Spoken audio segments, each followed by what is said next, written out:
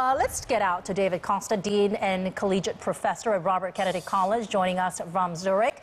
David, Carolyn and I were just talking about whether the Swiss vote against in curbing fat cat pay, whether that could take some of the Swiss competitiveness out of way. But you actually think this is going to more level the playing field and, in fact, give it a new sense of post-GFC transparency. Take us your thoughts here.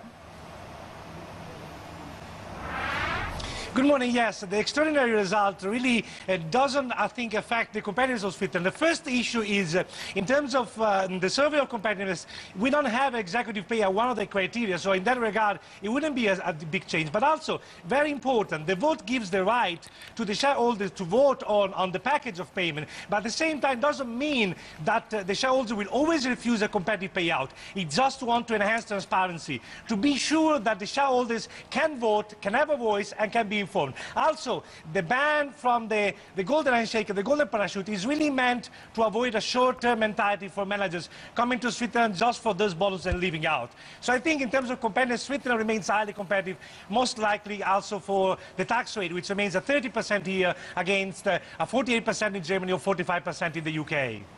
So if you think that this ultimately boosts the competitiveness, or at least doesn't lower it, what is the position of the UK? Is it going to be at the ECOFIN later today? Is it just going to be a face-saving move to stake its case, or do they have actually a fight to wage here? Well, I think that's a very different situation. What happened in Switzerland is very unique. For example, this referendum, which yesterday just passed, has a direct change in the constitution. So it makes it fairly straightforward, and within a year we will see the implementation. I don't think the same model, the same situation can be replicated throughout Europe that easily. It's not something that I see happening very soon somewhere else, but we had just recently in Europe a similar provision to limit the pay bonuses for bankers, which of course has to be ratified throughout Europe, so it's much more lengthy than what it is here in Switzerland. So I think in the UK the situation is very different indeed. Okay, so it's a different situation, and the way the banks have been treated all over Europe has been all over the place as well. I believe that around earlier this year you said you called a bottom for European banks and it was time to get in. Have any of these developments altered your views on that? Well, I think we are getting into a phase of European banking where it is very important to be extremely selective. What I don't like is when we see again, even recently in Italy, the surprises which the market do not forecast. So I think there are going to be always a number of banks which remains competitive and can really, at this valuation level, be an interesting investment. You have to be very, very selective because there might be more surprises ahead, especially from some of the Southern European economies. So I would be still interested, but more cautious at this point because since my call, the banking sector has been gone up double digits already. So I will try now to step a bit back and be even more selective. Okay, so as you are being selective, which European banks look attractive to you, even with the gains, the double-digit gains that we had seen in the past 6 months or so? Well, I think with the situation in Italy, with still some uncertainty in Italy, there could be some of the Italian banks which are interesting because of what happened. The uncertainty will probably drive down the valuation even further. But again, you have to be very selective because we have seen there are a lot of surprise in this market.